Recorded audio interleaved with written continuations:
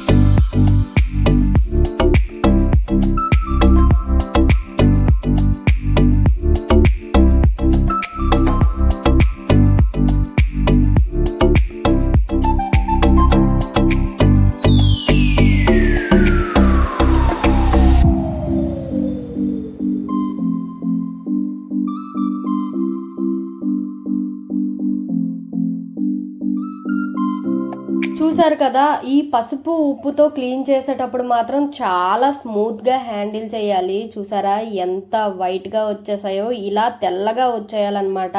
Village cooking channel ఉంటుంది కదా, వాళ్ళైతే మంచి ఫ్రెష్ వాటర్తో కడిగి చేప అయితే తెల్లగా వచ్చేస్తుంది అనమాట. అది చూసే నేను కూడా అలా చేయాలి అనుకున్నాను. ఇంకా ప్రాసెస్లోకి అయితే వెళ్ళిపోదాం. చాలా సింపుల్గా చేస్తానండి నేనైతే. ఏం లేదు, మిక్స్ చేయాలి. నేనైతే అన్ని వేసి మిక్స్ చేసి పేస్ట్ లా చేసేస్తాను అనమాట.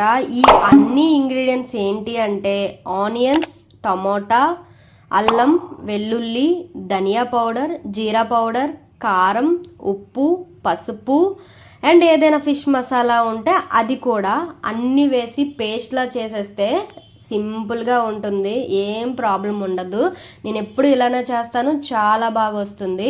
అలాగే మనం ఈ ఫిష్ క్లీన్ చేసేలోపు మనమైతే కొంచెం గోరువెచ్చటి వాటర్లో ఈ చింతపండు నానబెట్టుకుంటే పల్ప్ అనేది వేగంగా వచ్చేస్తుంది. మీరు కూడా అలా ట్రై చేయండి.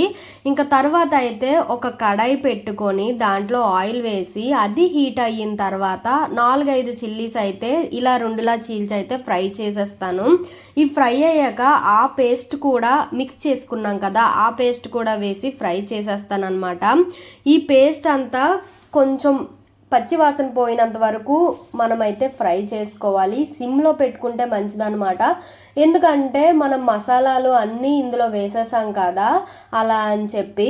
లేదు తర్వాత వేసుకుంటామంటే ఆనియన్, టమోటా, అల్లం వెల్లుల్లి వేసి పేస్ట్ చేసేసి తర్వాత స్పైసెస్ అన్నీ వేసేసుకోవచ్చు.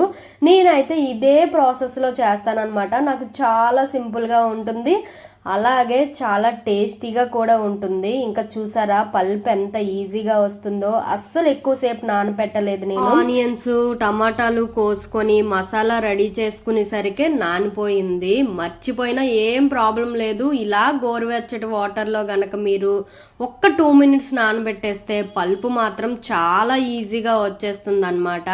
ఇంకా అదంతా సెపరేట్ చేసి ఆ వాటర్ ఉంటుంది కదా, దాన్ని అయితే ఇందాక మనం మిక్స్ చేసుకున్న జార్ ఉంటుంది కదా, అందులో వేసేసుకుంటే దాంట్లో ఉండేది కూడా వేస్ట్ అయిపోదు. అదంతా నీట్గా క్లీన్గా తీసేసుకోవాలి.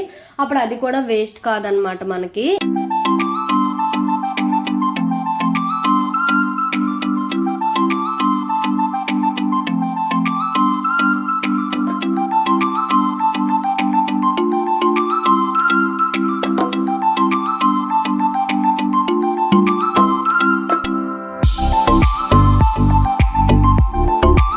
చూసారు కదా, ఆ ఆయిల్ ఆ మసాలా అంతా విడివిడిగా అలా సెపరేట్ అయిపోయినప్పుడు ఈ మిక్సీ జార్లో మనం వేసుకున్న చింతపండు పులుసుని మనం అందులో అయితే వేసేసి బాగా మరగపెట్టుకోవాలన్నమాట. జనరల్ గా అన్ని ఫిషెస్ అయితే ఈ బాయిల్ అయిన పులుసులో ఒక 8 to 10 మినిట్స్ వేసి బాయిల్ చేసేస్తే కర్రీ అనేది రెడీ అయిపోతుంది.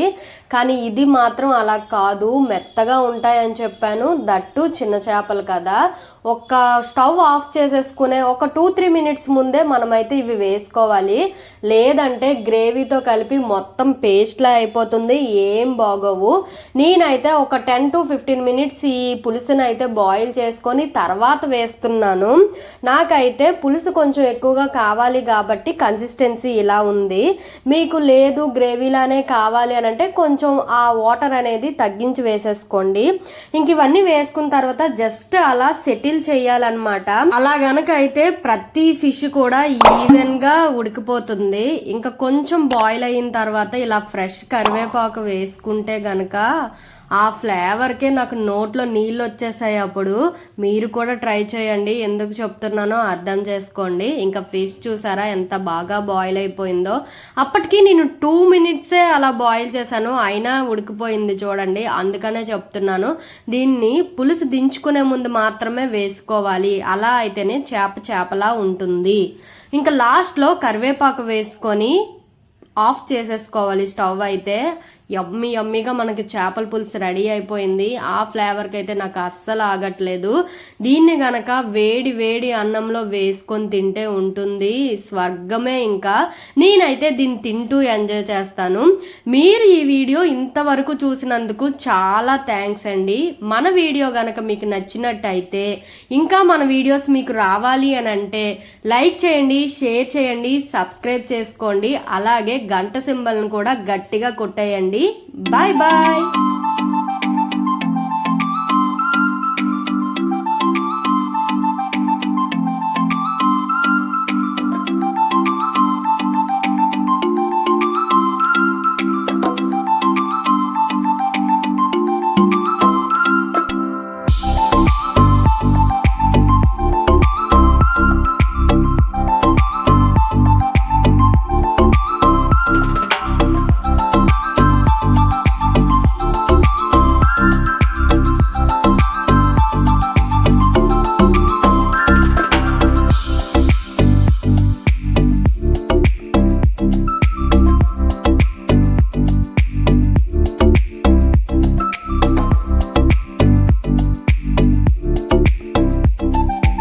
వీటి పేరు లాస్ట్లో చెప్తాను అన్నాను కదా, గులివిందలు అంటారు మా సైడ్ అయితే.